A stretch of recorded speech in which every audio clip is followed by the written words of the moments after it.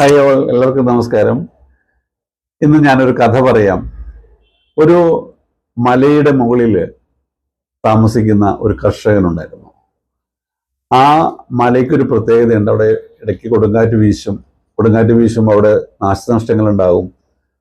അപ്പോൾ ഈ സംഗതി ഉള്ളത് കൊണ്ട് തന്നെ അവിടെ പണിക്കാർ നിൽക്കാനായിട്ട് ബുദ്ധിമുട്ടായിരുന്നു.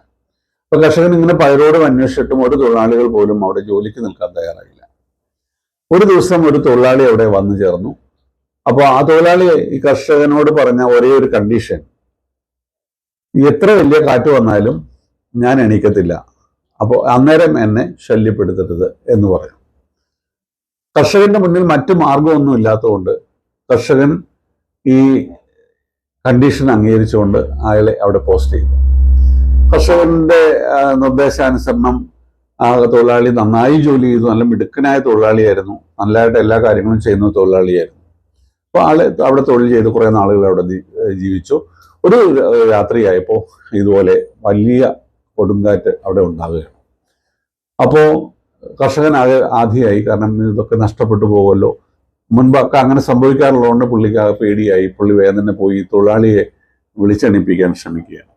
അപ്പോൾ പോയി വിളിച്ചപ്പോൾ പുള്ളി എഴുന്നിട്ടില്ല. പുള്ളി പറഞ്ഞു, ഞാൻ ഇവിടെ കിടന്നുറങ്ങുമ്പോൾ എന്നെ ശല്യപ്പെടുത്തരുത് എന്ന് നമ്മുടെ കണ്ടീഷനാണ്, അതുകൊണ്ട് അത് ചെയ്യാൻ പാടില്ല, ഞാൻ വരത്തില്ല എന്ന് പറഞ്ഞു.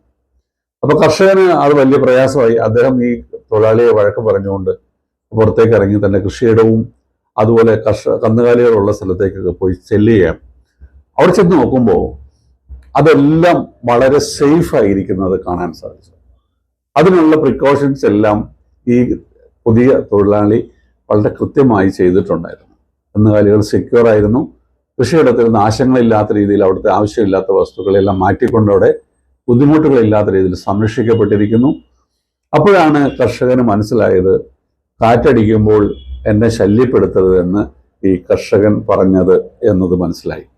അപ്പോൾ ഇവിടെ ഒരു സന്ദേശം എന്താണെന്ന് വെച്ചാൽ, നമ്മുടെ ജീവിതത്തിലും ഇതുപോലുള്ള കാര്യങ്ങളുണ്ടാവും. പരീക്ഷകൾ, മത്സരങ്ങൾ, അതുപോലെ കരിയർ ആശയക്കുഴപ്പങ്ങളും ഭാവിയെക്കുറിച്ചുള്ള പേടിയുമെല്ലാം ജീവിതത്തിലെ കൊടുങ്കാറ്റുകളാണ്. അപ്പോൾ കരിയർ കൗൺസിലിംഗ് എന്നത് ഈ കാറ്റ് വരുന്നതിന് മുമ്പുള്ള യഥാർത്ഥത്തിലുള്ള തയ്യാറെടുപ്പാണ് എന്നതാണ്. അപ്പോൾ നിങ്ങളുടെ കഴിവുകൾ തിരിച്ചറിയുക, ശരിയായ കരിയർ ദിശ കണ്ടെത്തുക, തീരുമാനങ്ങൾ ആത്മവിശ്വാസത്തോടെ എടുക്കുക.